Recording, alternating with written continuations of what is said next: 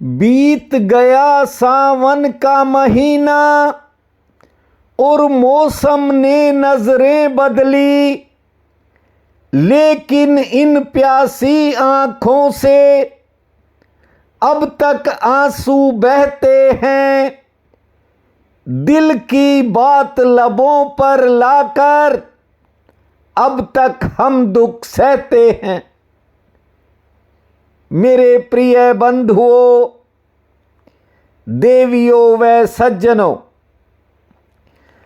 इंसान अपनी जिंदगी में न जाने कितने सावन देखता है, लेकिन उसके बावजूद यदि आंखें आंसू ही बहाती रहें और दिल की प्यास ना बुझे, तो बुनियादी कारण को खोजना होगा।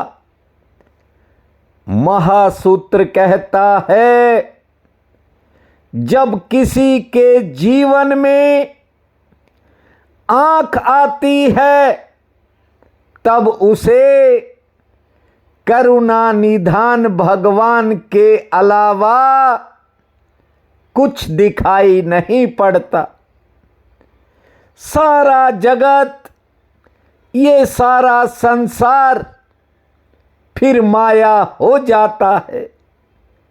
केवल परमात्मा सच होता है। लेकिन अभी तक लोगों को माया सच नजर आती है।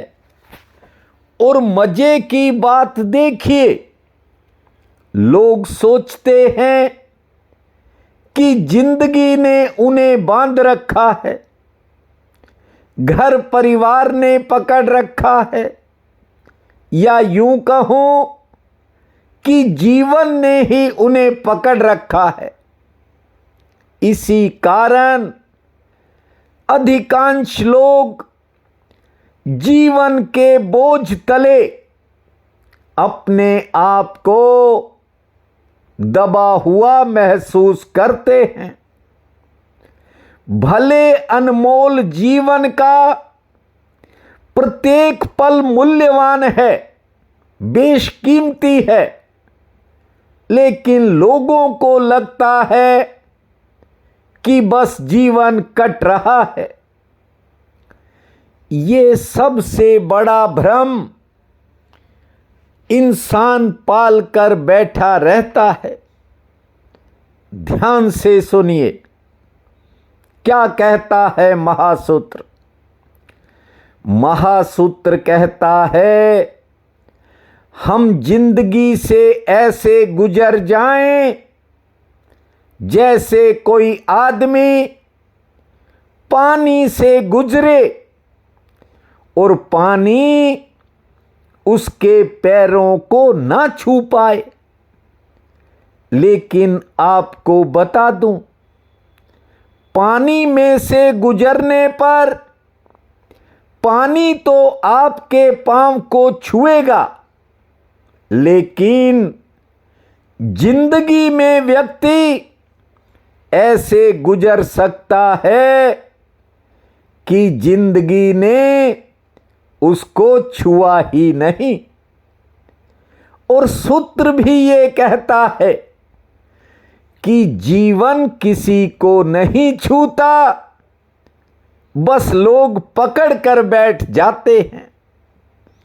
लोग छोटी छोटी बातों को पकड़ कर बैठे हैं, घटनाएं तो बड़ी चीज हैं।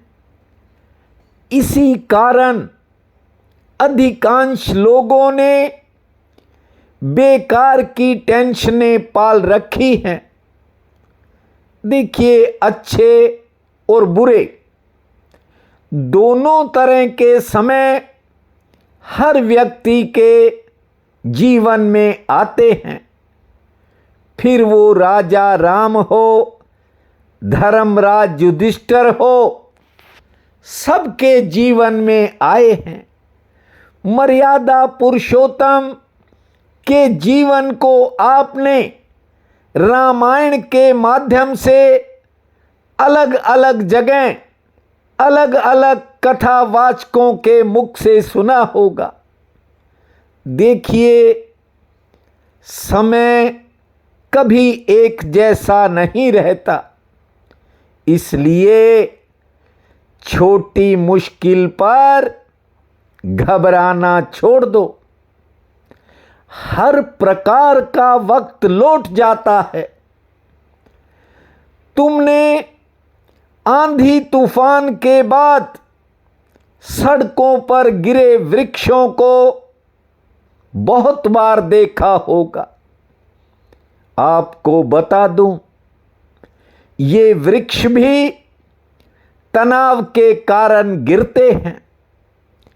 इनमें भी बड़ा और ऊंचा होने का तनाव होता है, या यूं कहूं कि अहंकार होता है। जरा सी आंधी, छोटा सा तूफान इन पेड़ों की जड़ें हिला देता है। लेकिन बहुत से छोटे छोटे पौधे जो घास की तरह दिखाई पड़ते हैं, वे आंधी तूफान में बच इसलिए जाते हैं क्योंकि वे झुक जाते हैं और तूफान के जाते ही फिर से खड़े हो जाते हैं। मैं जानता हूं कि बहुत बार घर गृहस्थी में, परिवारों में, कारोबारों में, जिंदगी में बड़ी आंधियां आती हैं। कई बार बड़े तूफान भी आ जाते हैं। देखिए, हर दिन 24 घंटे का समय व्यक्ति के चारों तरफ पता नहीं क्या क्या होता रहता है। इंसान किस किस कठिनाई से, किस किस चुनौती से जूझता है। महासूत्र कहता है, ध्यान दीजिए बात की तरफ, जो एक बार तूफान से टूट जाएगा वो सदा के लिए टूट जाएगा। और जो इंसान प्रत्येक तूफान की स्थिति में ये समझ लेगा कि आखिरकार तूफान ने चला ही जाना है, वो हर तूफान के बाद फिर से खड़ा हो जाएगा। अमूल्य सूत्र है ये, जीवन में 2 बार सुन लेना। याद रखना, जो बार बार आने वाले तूफानों को झेल जाता है, फिर उसके लिए तूफान भी एक खेल बन जाता है। देखिए, ये संसार उस करुणा निधान भूमा भगवान का है। इसलिए कहता हूं, अपना मुख उसकी तरफ रखने की आदत डालो। घर परिवार में, संसार में, कार्य क्षेत्र में मुश्किलें आती और जाती रहेंगी, लेकिन संसार में सबसे ज्यादा दुखी वो इंसान होता है जो परमात्मा की तरफ पीठ कर लेता है। आज एक बच्चा पूछ रहा था कि मन कैसे खुश रहे, इसका कोई उपाय बताओ। मैंने उससे पूछा कि ये नंबर तुझे किसने दिया? कहने लगा कि एक दोस्त से लिया है। मैंने कहा उसका कोई नाम भी होगा? कहने लगा वो तो मैं नहीं बता सकता। पूछा क्यों? तो कहने लगा उसने मना कर दिया था कि बताना मत। मैंने फोन काट दिया। फोन फिर आया लेकिन मैंने उठाया नहीं। करीब 2 घंटे बाद मन में पता नहीं कितनी संवेदना जागी, मैंने उसको खुद फोन कर लिया। लेकिन आपको बता दूं, वही बातें जो नित्य सुनता हूं। जब कोई नया व्यक्ति मुझे फोन करता है, मैं उसे झट से पहचान लेता हूं। लेकिन सबसे बड़ी बात यह है परेशानी की, लोग सुबह जुड़ते हैं, शाम को हल चाहते हैं। उन्हें पता ही नहीं कि किसी भी समस्या का हल ढूंढने के लिए या फिर हल करने के लिए समय को भी समय की जरूरत होती है। यहां बहुत से लोग अपने मन को इसलिए खराब करके बैठे हैं। ये बात मैं इसलिए सुना रहा हूं, मैंने उस बच्चे को फोन किया, बातें वही थी। कारण एक ही होता है कि लोग दूसरों को खुश रखने के चक्कर में अपनी खुद की खुशियों से चूक जाते हैं, फिर पछताते हैं। मन में 1000 तरह के प्रश्न उठते हैं। निज धर्म के सूत्रों को सुनने का मैंने एक ही कारण समझा कि ताकि स्वयं को ठीक से जाना जा सके, अपनी निजता को पहचाना जा सके। स्वधर्म ही सबसे बड़ा धर्म है, जिसे वो महात्मा निज धर्म कहते थे। भगवान कृष्ण ने गीता में जिस स्वधर्म की बात कही है, वो ही निज धर्म है। केवल शब्द का अंतर होता है। इतने सालों से सुन रहे हो, यदि छोटा सा सूत्र भी जीवन में उतर गया तो आपको बता दूं, पहली बात तो आपको बड़े बड़े तूफानों से लड़ने की शक्ति मिलेगी, साहस मिलेगा। जरा सोचो, ऐसे ऐसे लोग हैं जो कहते हैं ये सूत्र ना होता तो शायद हम भी नहीं होते। मैं उनसे कहता हूं, ये उस परमात्मा की लीला का एक हिस्सा है कि जो नित्य आप इन महासूत्रों को सुनते हो, और मैं तो हर रात ये उम्मीद करके सोता हूं कि हर बहन भाई की आंख खुल जाए और प्रत्येक को, हर एक को परमात्मा के अलावा और कुछ नजर ही ना आए। आज ज्येष्ठ कृष्ण पक्ष की पंचमी है, बहुत बड़ा पुण्य काल रहेगा। उठते ही धरती माँ को प्रणाम करना, 5 बार लंबी श्वास छोड़ना, 50 बार ताली बजाना, 5 मिनट मौन बैठने के बाद खुले आसमान को निहारना, सूर्य नारायण माँ तुलसी को जल अर्पित करना, गणेश जी का नाम लेकर अपने कामों की शुरुआत करना, 2 रोटी पुण्य में लगाना, संध्या के समय गणपति जी के चरणों में एक ज्योत जलाना। भूमा गण गणपते नमः, भूमा गण गणपते नमः। इस महामंत्र को जपना, समय आपका मंगलमय रहेगा।